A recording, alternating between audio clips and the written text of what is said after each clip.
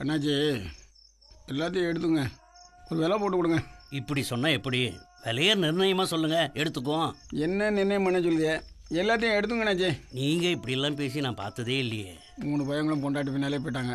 தொழில் பண்ணுறக்கே விருப்பம் இல்லை, வெறுத்து போச்சு அண்ணாச்சி. ஏப்பா எல்லாமே வெட்ட வழியில தானே, ஏதாச்சும் ஒரு ரூம் பாருங்க. என்னடா இனிமே சமையல் வேலை செய்ய மாட்டாராம்.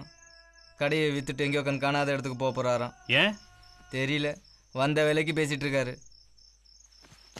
நீதா வாங்கடா. இதோ பாருங்க அண்ணாச்சி, முடிவாக ஒரு விலை சொல்லுங்கள், இன்றைக்கே முடிச்சிடுவோம். அட்வான்ஸும். அவர் ஏதோ கோவத்தில் பேசுகிறாரு, நான் பார்த்துக்கிறேன், நீங்கள் போங்க போங்கண்ணே.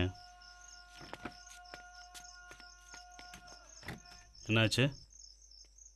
ஓ சமையல் தானே நம்ம ஏரியாலே நம்பர் 1. கல்யாண வீட்டிலேருந்து கருமாதி வரைக்கும் நீ தானே கிங்கு. திடீர்னு எல்லாத்தையும் விட்டு போகிறேன்னா எப்படி? வேண்டாம்டா, தெம்பு இல்லை.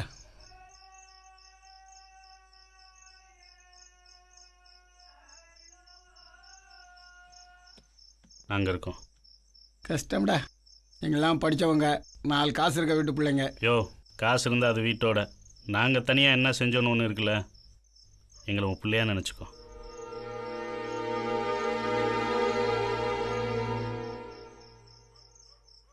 டேய் கர்ணா, நாளைக்கு போய் ஜெயக்குமாரை பாரு, நான் பேசிடுறேன். அவன் மண்டபத்தை புக் பண்ணி வச்சுருக்கவங்க அட்ரஸ்ஸு ஃபோன் நம்பர்லாம் தருவான். அதில் இருக்க 4 பேரை போய் நேரில் பார்த்தாலே ஈஸியாக சமையல் ஆர்டர் பிடிச்சிடலாம். சரியான ஐடியாடா.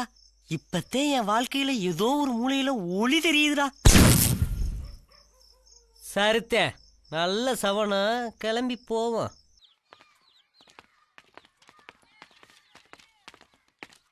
இந்த வீடு தான்டா.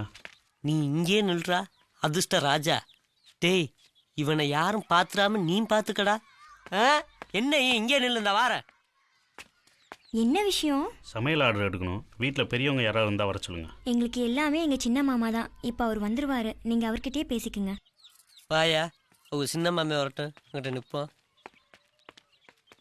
ஆர்டர் கிடச்சிடும்டா, எனக்கு என்னமோ நம்பிக்கை இருக்குது, எப்படியும் வாங்கிடலாம்.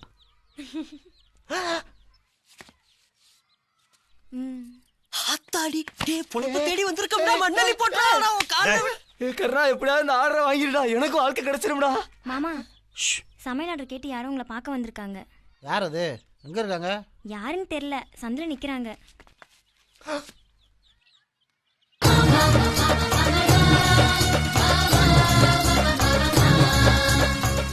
சின்ன மாமன் சொன்னாங்க, உரல் மாதிரி வந்திருக்க.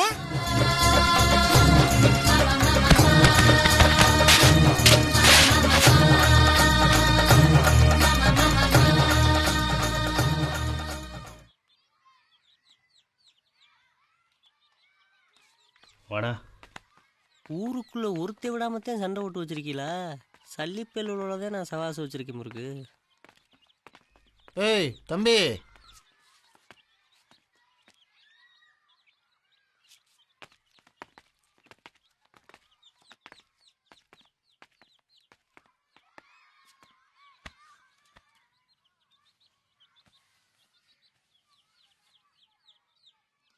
சௌக்கியமா?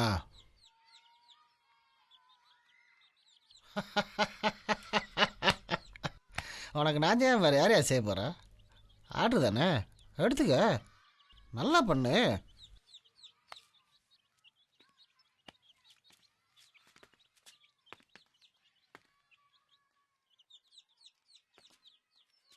அந்த வானத்தை போல மனம் படைச்ச மன்னவனே, பனி துளிய போல குணம் படைச்ச தென்னவனே.